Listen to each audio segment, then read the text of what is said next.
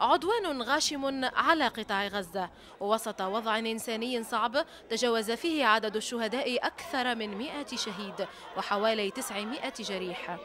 هذا العدوان الذي ينفذ بأياد صهيونية وسلاح أمريكي ودعم مالي عربي خليجي كان هدفه الأساس محاولة تصفية المقاومة الفلسطينية، إلا أن الصواريخ التي وصلت إلى أماكن جديدة لدى العدو الصهيوني واخترقت أهدافا استراتيجية لديه قد فاجأت الاحتلال وأربكته، ما خلق حالة ذعر لديه، الأمر الذي قد يجعله يعيد حساباته من جديد.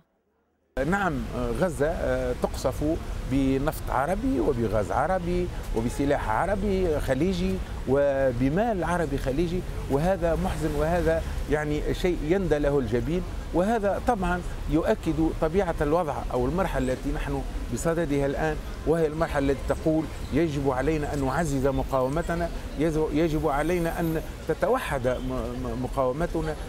هذه الزيارات التي يؤديها عدد من الوفود العربية للتضامن مع أهل غزة في مواجهة العدوان الصهيوني والتعامل الفوري مع احتياجات القطاع الإنساني ومتابعة ما يستجد من تطورات، ورغم ترحيب حركة حماس بها إلا أن كثيرين يعتبرونها غير كافية وغير جدية ما دامت لم تقدم حلولا جذرية ودعما حقيقيا بعيدا عن الشعارات والبروتوكولات. زيارة وزير الخارجية التونسي إلى غزة نعتبرها خطوة إيجابية لكنها غير كافية. نحن هذا موقفنا الرسمي في الرابطة التونسية للتسامح. نعتبر أن الموقف الحقيقي في مساندة القضية الفلسطينية ومناهضة الصهيونية هو تجريم التطبيع، وهذا ضمناه في البيان الأول الذي أصدرناه في الموضوع هذا. المسألة الثانية، نحن نطالب الحكومة التونسية بموقف رسمي من الراعي العالمي للصهيونية وهي المتحدة الأمريكية.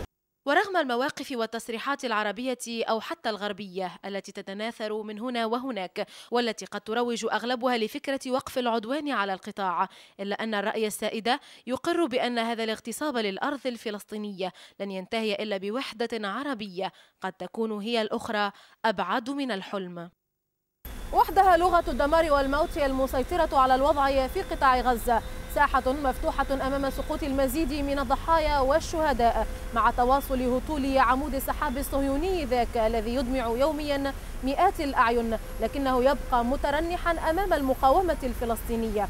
ومع كل ذلك يظل الدور الدبلوماسي العربي والدولي خافتا وغير عملي. يسرى والناس، قناة الاتجاه، تونس.